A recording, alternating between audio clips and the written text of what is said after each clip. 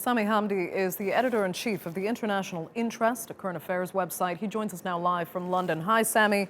These attacks are relentless, and, condemnation from all corners of the world haven't provided any relief for civilians in Idlib. So, does this only end when every inch of Idlib has been bombed? I think when you look at the way people are talking about Syria now, I think we're moving away from this concept of revolution versus the regime to how can we incubate Syria to make sure it doesn't hurt the other regional powers, and how can we end the conflict in a manner that at least gets the Syrian refugees to come home. I think if you talk to any power, whether it's Turkey, Russia, Iran, the US, there is this implicit acknowledgement that Assad is going to stay. And if you look at the social media of the Syrian opposition, they're all saying that now the revolution, although they've been abandoned by the regional powers, and that now it's a case of negotiations over how to deal with Idlib. I say this because from the Russian perspective, they will say that after Angela Merkel's visit to Ankara, where she met to Istanbul, where she met Erdogan, and where a commitment was made from Angela Merkel to help Turkey with the refugees, Russia will say, look, you have a commitment now from Europe to help you with the influx of refugees. You have your safe zone. You have a quasi-Syrian army that you're training in northern Syria. Essentially, northern Syria belongs to you. It's time for you to hand over Idlib.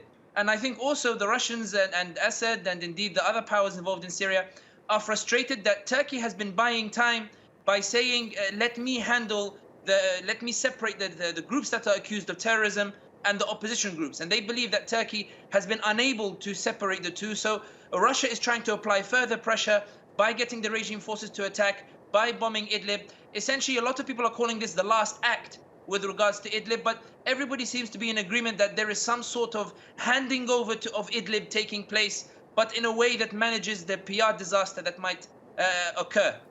Your picture of what's going on there is actually very clear. Some might disagree with you there, but I'm going to ask you to take it a step further and just describe the end game, in your opinion. What will be Syria in the near future?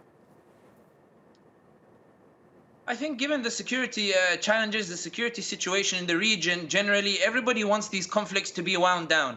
If you look at, for example, whether it's even in the Gulf, Saudi Arabia speaking with the Houthis, trying to negotiate with the Qataris, whether it's Turkey and Iran talking, whether it's Russia getting involved in Libya, everybody wants to bring these conflicts to an end. Everybody's getting tired and nobody is really fighting for these concepts anymore, which is democracy, justice, freedom, and the like. Everybody believes that the humanitarian crisis far outweighs the effort that we should put in order to achieve these lofty ambitions. So when we're talking about the end game, Assad has essentially become a puppet of the Russians. There's no doubt about that.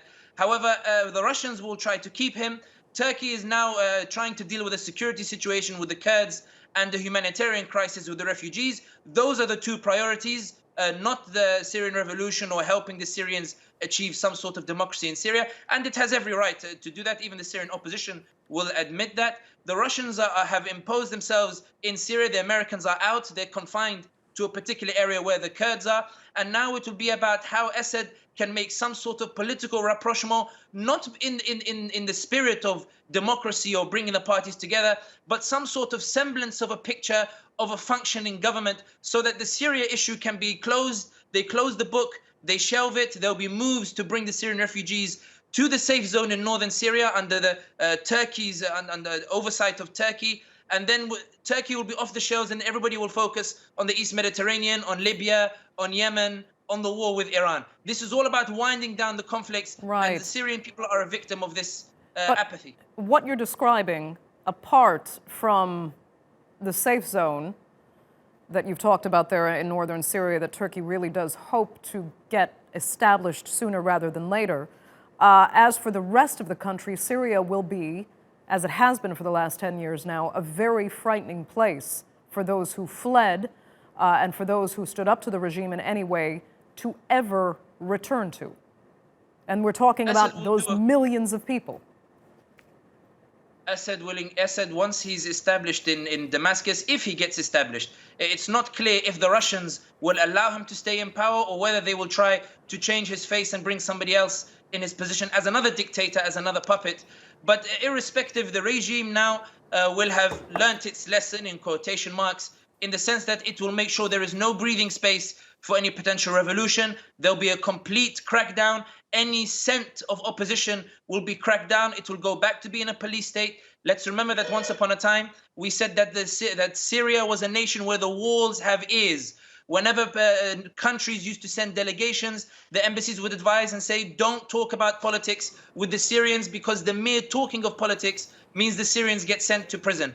The people who are being tortured in the prisons will continue to be tortured, and everybody will be told, listen, you tried this revolution, Assad won, you have to bow down to Assad's rule. Syria will go back to a dictatorship, it will go back to authoritarianism, but for the international community, the only words it's interested in is stability, stability, stability, irrespective of whether that results in abuse of human rights. And that is why we see the situation in Syria today. It is because the international community is more concerned with the humanitarian crisis and with the security challenges, and therefore when it weighs that against the lofty concepts of democracy, the lofty concepts of freedom, the international community simply says, I can't be bothered to put the effort in. Just bring somebody who'll clean up the conflict, who'll bring that sort of stability so that we can get rid of this headache. This is the tragedy of our modern times. Sami Hamdi, thank you so much for joining us there from London. We appreciate it.